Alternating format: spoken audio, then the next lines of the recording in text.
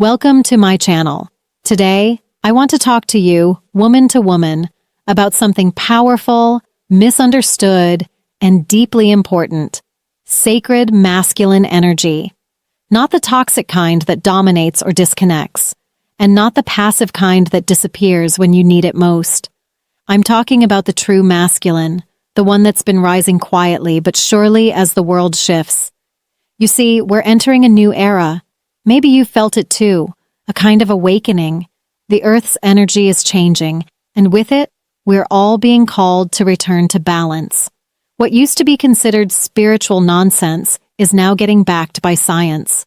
Ancient wisdom, from the Buddhists, the Hindus, the Taoists, is starting to be proven in labs. The age of Aquarius is not just a buzzword, it's real.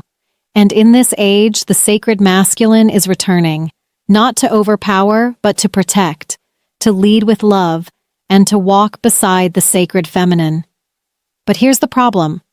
Most of us haven't seen sacred masculinity up close. Not often. So we've settled. We've accepted men who are disconnected from themselves, men who are afraid of their feelings, or worse, men who use power to control, instead of to create safety. And because we're used to that, sometimes we defend their behavior. We say, maybe he's going through something, or maybe he just doesn't know how to express himself. But deep down, we long for something more, something true. So let's talk about it.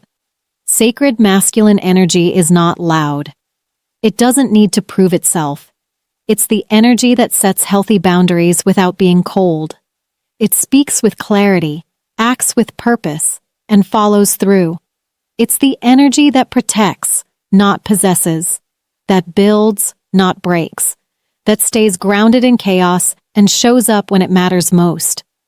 But society hasn't made it easy for men to embody this.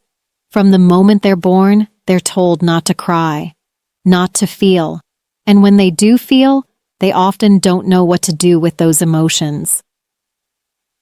Some numb themselves with distractions, porn, power games, overworking. Others collapse into passivity, too afraid to speak up, too unsure of their worth.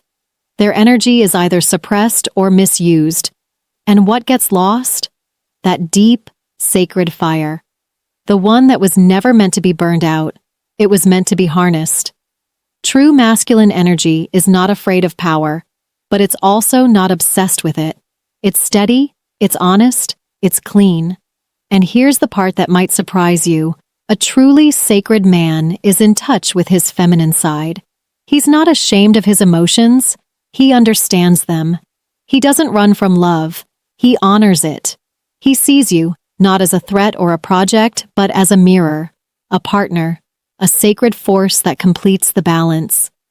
Together, sacred masculine and sacred feminine energies are like two wings of the same bird.